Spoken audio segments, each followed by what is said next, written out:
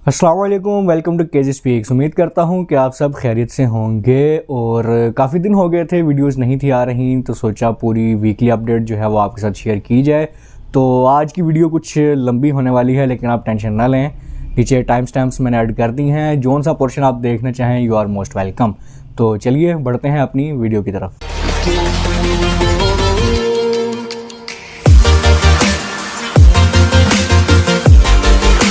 जी, तो test cricket जो है वो एट इट्स बेस्ट चल रही है। इंडिया और इंग्लैंड के दरमियान जो है वो पहला टेस्ट मैच हो चुका है। उधर वेस्ट इंडीज़ और ऑस्ट्रेलिया के दरमियान भी टेस्ट मैच हो रहा है। तो टेस्ट क्रिकेट लवर्स के लिए तो भाई बहुत ही वंडरफुल डे था कल का, क्योंकि दोनों ही मैचेस का बहुत ही शानदार इख्तिताम हुआ। पहले हम बात कर लेते हैं इंडिया वर्सेस इंग्लैंड की। तो भाई इंग्लैंड ने इंडिया को अच्छे खासे मार्जिन से एक शिकस्त दे दी है टेस्ट मैच के अंदर। पहले ही कहीं भी मैच में लगा नहीं था जब तक पहली दो इनिंग्स कंप्लीट हुई थी कि इंग्लैंड इस मैच में है, क्योंकि पहली ही इनिंग्स उनकी 236 रन पे जो है वो कंप्लीट हुई। उसके बाद इंडिया ने जब बैटिंग की तो ऑलमोस्ट 200 रन की लीड वो ले चुके थे। और इंडिया के अंदर ही जब इतनी लीड इंडिया को मिल चुकी हो तो कोई भी टीम शायद ऐसा सोचेगी भी नहीं कि वो इंडिया को अब इस मैच में शिकस्त देगी। तो मोस्टली टीम्स तो वही हिम्मत हार जाती हैं, लेकिन भाई हम बात कर रहे हैं इंग्लैंड की और बेसबॉल क्रिकेट की। तो भाई इंग्लैंड वाले आए और उन्होंने अपने नर्व्स पे काबू रखा और अच्छा सा एक आगाज़ करने की कोशिश की, लेकिन इंडिया भी दरमियान में कहीं कामयाब रहा, क्योंकि 163 पे 5 आउट हो चुके थे इंग्लैंड के। लेकिन भाई उसके बाद जो आगाज़ हुआ बैटिंग का इंग्लैंड की तरफ से, भाई वो बहुत ही आउट क्लास था। ओली पॉप, भाई तारीफ़ करनी होगी इस बंदे की कि इतनी मुश्किल सिचुएशन में जहां मैच ऑलमोस्ट हार ही चुके थे और इंडिया वाले खुश हो रहे थे कि भाई हम तो जीत चुके हैं और अब तो कोई चांस ही नहीं इंग्लैंड का, लेकिन वहां से ओली पॉप ने जो है वो इंग्लैंड को सहारा दिया और उनका साथ दिया और थोड़ी थोड़ी पार्टनरशिप्स लगी उनके बाकी खिलाड़ी ने, जैसे बेन फोक्स थे, रेहान अहमद थे और टॉम हार्टली थे। इन तमाम के साथ ही ऑलमोस्ट 70-80 रन 100 रन की उनकी पार्टनरशिप लगी और 196 रन बना के आउट हुए ओली पॉप। भाई बहुत ही शानदार इनिंग थी, once in a lifetime inning मैं कहूँगा कि उस बंदे ने खेली है, क्योंकि जितना प्रेशर था इंग्लैंड के ऊपर मैं उम्मीद नहीं था कर रहा कि वो इस तरह की इनिंग्स खेलेंगे। भाई क्या रिवर्स स्वीप मारी उस बंदे ने, मतलब बिल्कुल हलवा समझ के खेल रहे थे मैच को। उन्होंने कहा बस ठीक है जो होगा देखी जाएगी। रिवर्स स्वीप पर रिवर्स स्वीप मारी, बल्कि टेस्ट मैच नहीं रिवर्स स्वीप मैच होना चाहिए था ये तो इसका नाम, क्योंकि जिस तरह की उन्होंने इनिंग्स खेली हुई बहुत ही आउटस्टैंडिंग थी। कोई भी बंदा अगर 200 डिजर्व करता था आई गेस वो ओली पॉप ही थे, क्योंकि जितनी ब्रिलियंट इनिंग उसने खेली इतने अंडर प्रेशर, तो आई गेस वो बहुत ही कमाल थी। लेकिन अनफॉर्चुनेट रहे 196 रन पे वो बोल्ड हुए जसप्रीत बुमराह की गेंद पे। लेकिन जो अच्छी चीज़ थी इंग्लैंड के लिए वो ये कि 200+ रन की लीड जो है उन्होंने अपनी टीम को दिलवाई। 231 रन का टारगेट उन्होंने दिया इंडिया को। जी बिल्कुल ठीक समझ रहे हैं आप। भाई यहीं से ना इंडिया अपनी सारी होप जो आई गेस लूज कर चुका था, क्योंकि 4th इनिंग्स में आपने चेज करना है 200+ रन, तो इतना आसान काम नहीं होता। लेकिन जो एक हैरत अंगेज बात थी जिस पे आप भी हैरान होंगे वो ये कि 200 रन की लीड थी इंडिया के पास, नॉट ट्रेल, पीछे नहीं थे वो, 200 रन ऑलमोस्ट आगे थे। वहाँ से इंग्लैंड ने जो कम बैक किया और उसके बाद 231 रन की लीड खुद ली, भाई वहाँ से आई गैस इंडिया जो है वो हिम्मत हार चुका था। बैटिंग के लिए आए, लेकिन चौथी इनिंग्स में बैटिंग आपको पता है इतना आसान नहीं होता, स्पेसिफिकली वो भी इंडिया के अंदर। भाई स्पिनिंग ट्रैक हो चुका था पूरा और इंडिया को अपनी मौत नज़र आ रही थी। तो टॉम हार्टली ने वही किया जो इंडियन स्पिनर करने की कोशिश कर रहे थे। 7 विकेट्स उनके नाम रहीं और 28 रन से या 30 रन से आई गेस इंग्लैंड ने ये मैच जीत लिया। और भाई बहुत ही शानदार मैं कहूँगा कि ये आगाज़ था इंग्लैंड के लिए इस सीरीज़ का। गो के अभी एक लंबी सीरीज़ है, 4 मैचेस अभी बाकी पड़े हैं, क्योंकि 5 टेस्ट मैचेस की ये सीरीज़ है। लेकिन पहले ही मैच में आप इंडिया के अंदर जाके इंडिया को शिकस्त दे तो ये आसान बात नहीं। इसी से आप इस चीज़ का अंदाज़ा लगाएं कि लास्ट 46 मैचेस जो अपने होम ग्राउंड पे खेले हैं इंडिया ने इससे पहले, तो उसमें 46 मैचेस में से सिर्फ 3 में उसको शिकस्त का सामना हुआ था। तो आप खुद ही अंदाज़ा लगा सकते हैं कि अपनी होम सॉइल पे कितनी मजबूत टीम है इंडिया की। तो वहाँ पे इंडिया को शिकस्त देना, और वो भी ऐसी सिचुएशन में कि जब 200 रन की लीड इंडिया के पास हो, तो भाई आउटस्टैंडिंग क्रिकेट ही मैं कहूँगा। और इंडिया वालों से मैं कहना चाहूँगा भाई क्यों करते हो हमेशा ऐसा, अपना ही मजाक हर दफ़ा खुद उड़वाते हैं ये लोग, चाहे वर्ल्ड कप हो जाए कोई सीरीज़ हो जाए, भाई आप ऐसी कंपेन चलाते हैं कि बाद में आपको खुद ही शर्मिंदगी का सामना होता है। अभी भी मैं कुछ एड्स देख रहा था मैचेस के दौरान उनके चल रहे थे कि वो मजाक उड़ा रहे थे बेसबॉल क्रिकेट का और इंग्लैंड क्रिकेट का भी, और ये मजाक उनको अब भारी पड़ा। तो मैं कहूँगा भाई नपी तोली बात करनी चाहिए। वक्त से पहले आप लोग जो इतनी ये शौखियाँ मारने लग जाते हैं ना, हमेशा आपको उसका नुकसान ही हुआ है।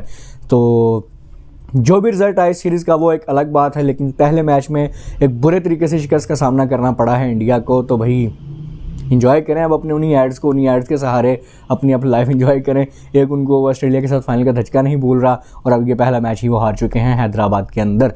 तो ये तो भाई था इंडिया और इंग्लैंड के मैच का review. Ollie Pope man of the match रहे, छाए रहे, क्योंकि 196 रन उन्होंने किए और 7 विकेट टॉम हार्टली के नाम रही। वो भी मैं कहूँगा कि एक मैच टर्निंग पॉइंट था उनका, जहाँ इन दोनों की पार्टनरशिप भी लगी, लेकिन ओवरऑल बहुत ही शानदार हमें मैच देखने को मिला। अब बढ़ते हैं अपने आज के दूसरे मैच की तरफ, जहाँ एक नई तारीख रकम हुई है वेस्ट इंडीज़ वर्सेस ऑस्ट्रेलिया के दरमियान। भाई 27 years after 27 years West Indies जो है वो ऑस्ट्रेलिया के अंदर टेस्ट मैच हराने में कामयाब हो गया है, जो काम हम पाकिस्तान से एक्सपेक्ट कर रहे थे, क्योंकि हम भी 96 के बाद कभी ऑस्ट्रेलिया से मैच नहीं जीते टेस्ट का।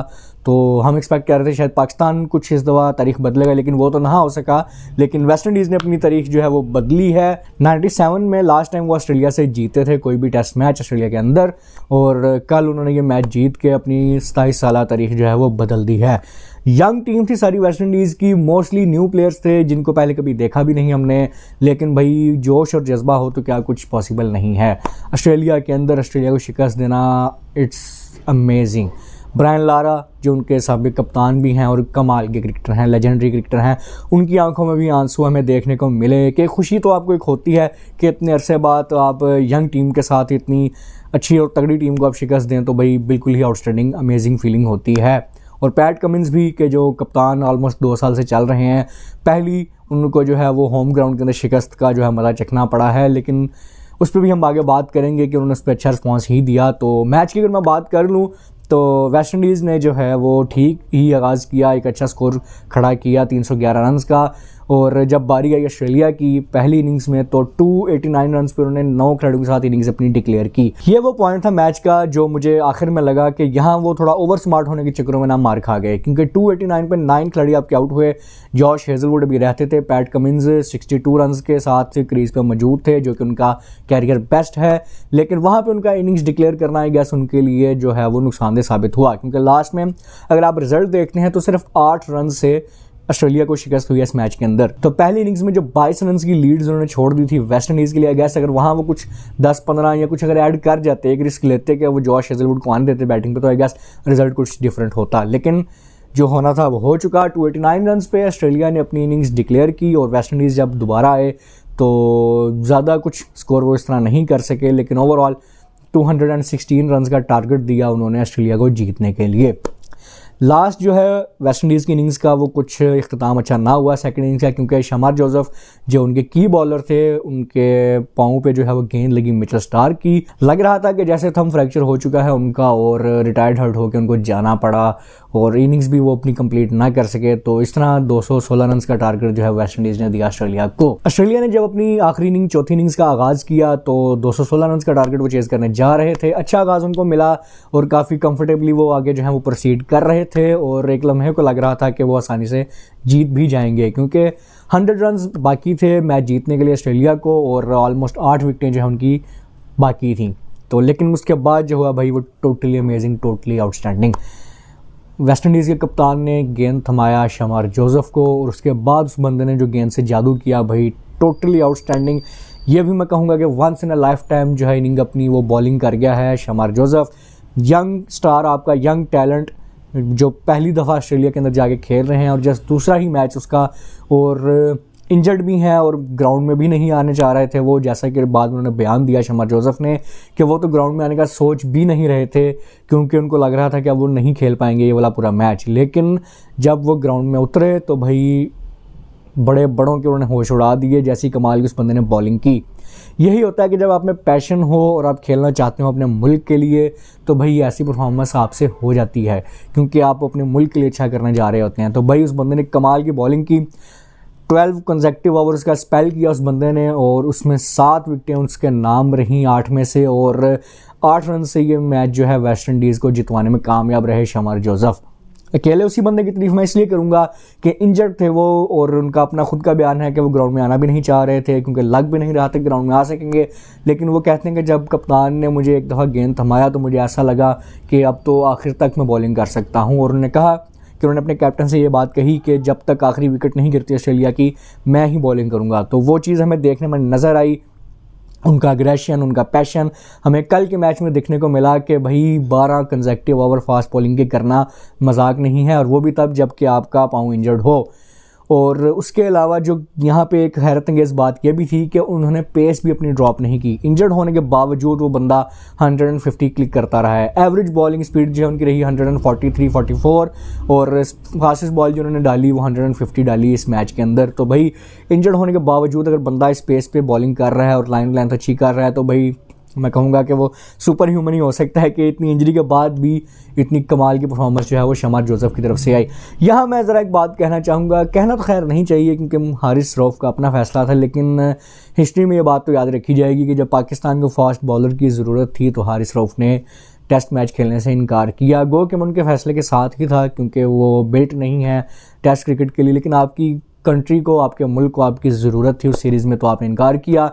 और वहीं दूसरी तरफ शमार जोसेफ, यंग लड़का, यंग टैलेंट, उसके मुल्क को उसकी ज़रूरत थी, उसने आगे बॉलिंग की और ऐसी उम्दा की कि हिस्ट्री रकम कर दी। और याद रखा जाएगा हिस्ट्री के अंदर शमार जोसेफ का नाम, और इसी तरह प्लेयर्स, इसी तरह स्टार्स बनते हैं। तो भाई हारिस रऊफ़ आपने ये अपॉर्चुनिटी मिस की, लेकिन ओवरऑल वेस्ट इंडीज़ के लिए भाई शानदार दिन था। ब्रायन लारा उनके कप्तान हमें काफ़ी इमोशनल नज़र आए। वेस्ट इंडीज़ में भी काफ़ी जो है उनके प्रीवियस साबिक़ा क्रिकेटर्स हैं वो काफ़ी इमोशनल नज़र आए। उनके कप्तान भी हमें काफ़ी इमोशनल, खुश भी नज़र आए, मिले जुले तासुरात थे। लेकिन उनका रिक्वेस्ट थी वेस्ट इंडीज़ क्रिकेट से कि काइंडली जो है वो हमें ज़्यादा टेस्ट मैचेस खेलने के लिए दिए जाएँ, क्योंकि रीबिल्डिंग के प्रोसेस से गुजर रहे हैं, तो ज़्यादा से ज़्यादा मैचेस मिलेंगे तो फ़ायदा होगा। 2 मैचेस की सीरीज़ थी, एक मैच ऑस्ट्रेलिया ने जीता और एक मैच वेस्ट इंडीज़ ने जीता, और इस तरह की सीरीज़ बराबर रही। अब बात करता हूँ ऑस्ट्रेलिया के कप्तान पैट कमिंस की, जिन्होंने बड़े दिल का मुजाहिरा किया। पहली शिकस्त थी उनके अंडर, उनकी कप्तानी के अंडर ये ऑस्ट्रेलिया को टेस्ट मैचेस के अंदर। तो अफसरदा तो उनको होना चाहिए था, लेकिन वो इस बात में खुश नज़र आया। उन्होंने कहा कि being a test cricket fan मुझे खुशी हुई कि जिस तरह वो यंग लड़का शमार जोसेफ ने आगे बॉलिंग की, और उसने कहा कि हमारी पूरी टीम को आउट क्लास किया शमार जोसेफ ने और वेस्ट इंडीज़ की टीम ने। तो being a test cricket fan Pat Cummins का कहना था कि वो काफ़ी खुश थे वेस्ट इंडीज़ की इस जीत को लेके। तो भाई हम भी बहुत खुश हैं बीइंग अ क्रिकेट फ़ैन, और best of luck to the West Indies cricket team. दोबारा अपना वो काली आंधी वाला जो एक था उनका प्रेशर पूरी दुनिया क्रिकेट पे, मैं चाहूँगा कि वो दोबारा उस तरह बन के उभरें, और देखते हैं कि आने वाला वक्त उनके लिए क्या लेके आता है। लेकिन बेस्ट ऑफ लक, क्योंकि जो T20 वर्ल्ड कप होने जा रहा है वो भी वेस्ट इंडीज़ और USA में ही होस्ट होगा, तो अपनी होम सॉइल पे तो यकीनन ख़तरनाक टीम होंगे। तो T20 वर्ल्ड कप में देखते हैं, लेकिन अभी तो चलें वनडे सीरीज़ शुरू होने जा रही है वेस्ट इंडीज़ ऑस्ट्रेलिया की, उसमें भी जो अपडेट्स होंगी वो भी लेकर मैं आपकी खिदमत में हाजिर होऊंगा। ये तो भाई बातें हो गई टेस्ट क्रिकेट की। अब अगर थोड़ा हम बात कर लें थोड़ी लीग क्रिकेट की, तो भाई बांग्लादेश प्रीमियर लीग में बात करते हैं पाकिस्तानी खिलाड़ियों की अब तक की परफॉर्मेंस की। सबसे पहले हम बात कर लेंगे यकीनन बाबर आजम की। बाबर आजम ने अभी तक 3 मैचेस खेले हैं BPL के अंदर, और 2 मैचेस के अंदर उन्होंने हाफ सेंचुरी स्कोर की, और दोनों ही मैचेस वो उनकी टीम जीतने में कामयाब रही। तो भाई इंपैक्ट तो क्रिएट करता है वो बंदा। अपने BPL के पहले ही मैच में उन्होंने 54 रन स्कोर किए। बहुत ही आउटस्टैंडिंग वो इनिंग थी उनकी, क्योंकि टीम उनकी मुश्किलात का शिकार थी। 29 पे 5 खिलाड़ी आउट हो चुके थे, वहां से टीम को मैच जितवाना भाई टोटली आउटस्टैंडिंग। दूसरे मैच में कुछ खातिर परफॉर्मेंस नहीं दे सके, 2 या 3 स्कोर पे गैस आउट हो गए, और वो मैच जो है उनकी टीम हार गई। लेकिन तीसरा मैच जब उन्होंने खेला उसमें 62 रन की उन्होंने इनिंग खेली, और वो मैच भी उनकी टीम जीतने में कामयाब रही। तो भाई इंपैक्ट तो क्रिएट करता है बाबर आजम। लेकिन जो हैरत अंगेज़ बात उनकी तरफ से देखने में ये मिली कि तीसरे मैच में वो काफ़ी हमें अग्रेसिव और गुस्से में नज़र आए, क्योंकि मुखालिफ टीम के विकेट कीपर के साथ उनकी कुछ बहस हुई।